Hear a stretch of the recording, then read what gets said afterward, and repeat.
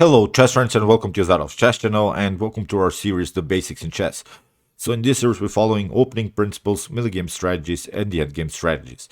Today we're continuing with some middle game strategies again, and today's subject will be again the flank attack in chess. I think you have tried out the flank attack, or your opponent has tried the flank attack against you, and I've talked about this flank attack in several of my basics in chess videos. If you want to study maybe some more chess, check out my rest of the series. I've created there 170 videos.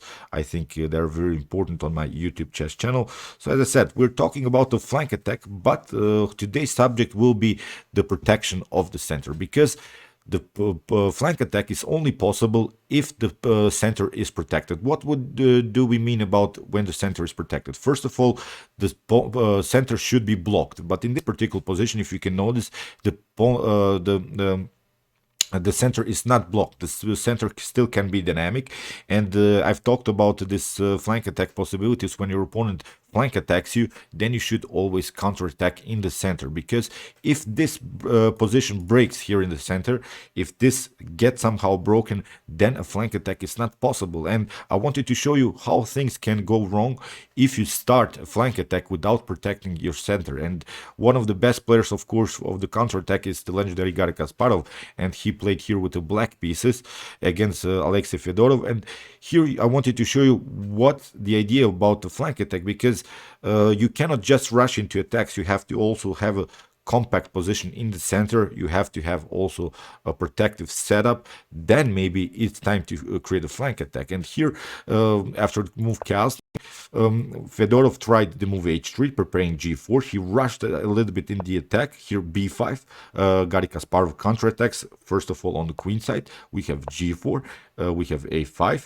F5, very aggressive move, and now b4 by Kasparov. We have queen to e1. The main goal now of this attack is to play queen to h4, bishop to h6, trading off the bishops, then to play something like knight to g5, attacking the h7, and if the position allows it, I hope you can follow, then f takes g6, maybe a rook to f6 sacrifice, and then combined when we get here the knight on g5, and also here the queen on h4 to deliver checkmate. It is a perfect idea, of course, but not against Garry Kasparov. He's of course one of the best attackers, and from this point on, after the move bishop to a6, he's attacking back the center, although the center is far away here from the attack on the king side. But that's, as I said, a central counterattack has to be played, and here Fedorov makes, I think, a huge mistake with the move queen to h4. He didn't protect his center. He should have played something like maybe knight to d2, knight to c4, at least keeping the position compact somehow. On the queen side, he played queen to h4, and Garry Kasparov simply attacks here the center with the move c4. We have bishop to h6. Now comes this idea, but Garry Kasparov simply takes.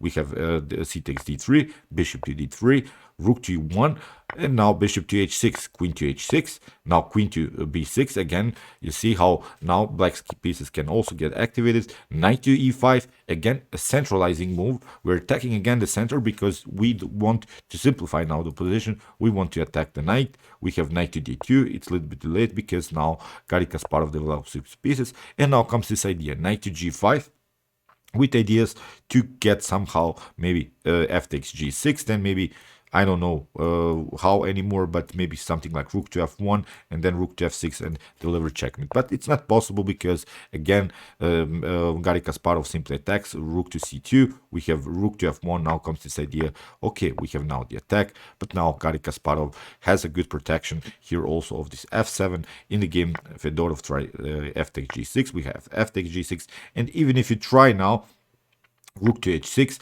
then we can simply take, and after queen to h7 we can escape from this attack. That's not the point. We can hide our king here to e7, and Garry Kasparov has defended this position. So after h takes g6, we have knight to b3. Now rook takes g2, here rook to c2, king to g3, and after queen to e3, in this position Fedorov resigns. So that's not the point of this game. I wanted to really to memorize these ideas.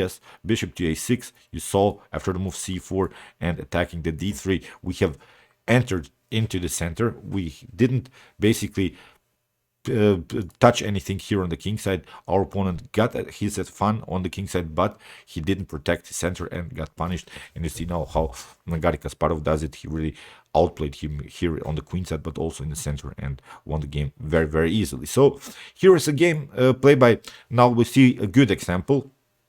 Here's the gameplay by Stockfish NNUE, this new Stockfish version against Stockfish Classic. I've analyzed this game on my YouTube chess channel. I've explained the whole game, but today we'll talk about this aspect of this center protection. I wanted to show you how Stockfish builds his attack, first slowly, but with every move Stockfish also attacks, but also protects the center. That's the beauty of Stockfish attacks. Here after move h6 we have the French winner variation. The normal line here in the move queen to g4, everyone is thinking that this move comes always with the attack against the pawn on g7. It's not a problem about that, but it has also a double function. It protects also our center, so we don't want to lose the battle on the center. So after move king to f8, again Stockfish and NUE protected the center, but also create new attacking possibilities. You see, we're never leaving the protection of these two pawns, or maybe these three pawns. So we're never, but really never, leave the protection of this one, because if something gets traded off here on the c file, if black gets some kind of an activity on the c file, then our center is broken, and then our flank attack is simply wrong. So bishop to a6, rook to f3 with some queen to e6 ideas. And I really don't want to explain you now this game from a tactical point of view, what happens if you take this one, if you take this one. I've explained this game in this way. I wanted to really pay good attention how Stockfish protects the center, but also attacks in this common flank attack idea. So here still a protection of the center. Again, queen to f4, bishop to d3, again a more centralizing move. If bishop takes d3 happens, then we have c takes d3, again a compact position, a compact pawn structure in the center. So here knight to d8 was played, bishop to a6, rook to g3. I'm going to skip a little bit faster. I hope you don't mind. As I said, you can check out this game. I will show you the game in the description below, the link to my YouTube video. You can really analyze the whole game. Here I want you just to pay good attention about this central protection. Bishop to d2, again with the same idea. We have improved a little bit the activity of the bishop, but still we're protecting also our center. So knight to f3, again a centralizing move, king to f1, king to g1, okay, securing the king, and then we can attack. So rook to c1, again a protective move, because Stockfish and NUE realize that there are maybe some troubles on the c file, and again we want to have our center protected. So bishop to e3, again a centralizing move. Again, you see now Stockfish Classic, which played with the black pieces, remaneuvered the pieces to attack again the center, but still bishop to e3, and everything is glued together. We have rook to f1, we have queen to g4, here again protecting simply our center. You see, Stockfish is not rushing into attacks. Stockfish builds this attack really slowly, first protecting the center, never allowing some counterplay on the c file, maybe in the center. When the time comes, then it's time to launch again the flank attack. So here bishop to f4, queen to h3, we'll move a little bit faster, king to g2, queen to d7, queen to g3. And now you see, I hope you realize, again we have really centralized all of our pieces. We have really a compact position around c3, d4. Now the time has come to push finally further. You see, it was, let me see now, it is move 35, the move g5. Let's see, here let's go back. We have the move g5 in 35. So here h4 was the move 7. So Stockfish and NUE played 28 moves without further attacking the king side with some pawn moves, although the g4 was played in similar ideas. But here it's move 7. Let's skip back to this move 35. So we have here in move 32 the move g4. So 25 moves after the first flank, the last flank attack move, Stockfish pushed another pawn. Here after the move queen to g3, now in move 35 another pawn move. So that's my point. We shouldn't rush so into attacks. First protect our center. Now it's time to break the position. Let's skip a little bit faster here. After trades of knights, now again a new pawn move. It's move 43. So we have now broken, we have now entered the position. There are now several dark problems here.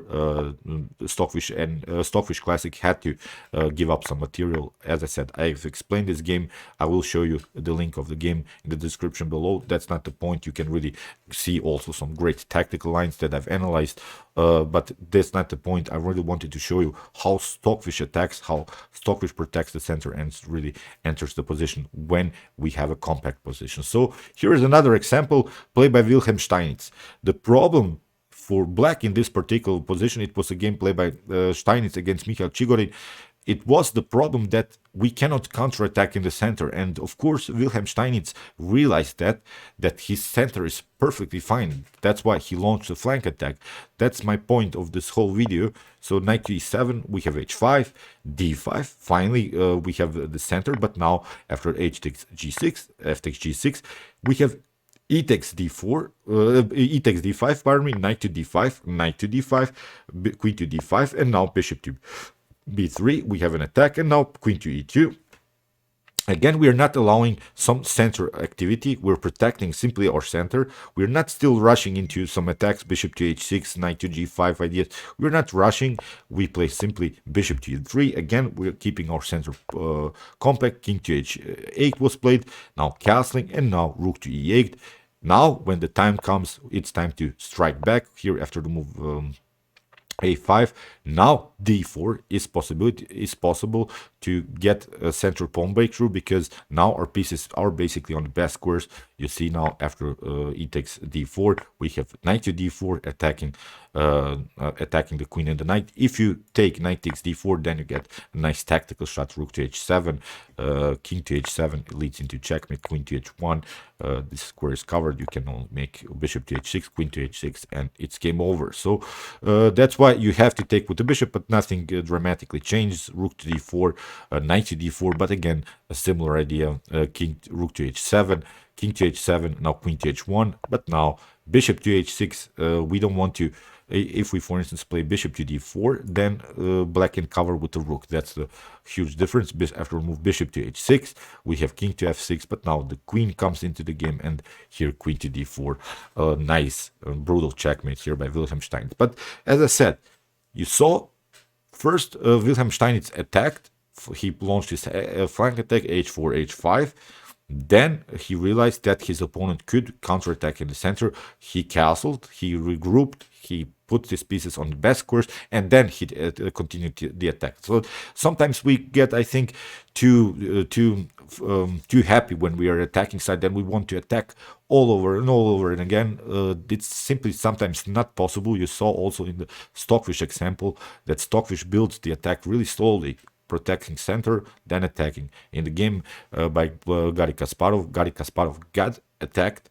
He counterattacked in the center. His opponent left the center unprotected and got punished against such a strong player like Garry Kasparov. So that's the point of this video. I hope you realized what I did try to say. I hope you enjoyed this video, because I think it's very important. I've seen it many times by beginners that they're doing this, just launching attacks. We're not taking care of anything. We're just pushing, putting our pawns forward. We're just attacking. We're feeling so good because we're on the attacking side. But sometimes you see an attack can cost you also the whole game. So okay, I hope that you enjoyed this video. Meanwhile, you can watch my other basics in chess videos from the series. Here are 170 videos. I hope you can maybe learn something from these videos. And if you want to see maybe some cool games, check out my best chess games of all time series. Here's also the link.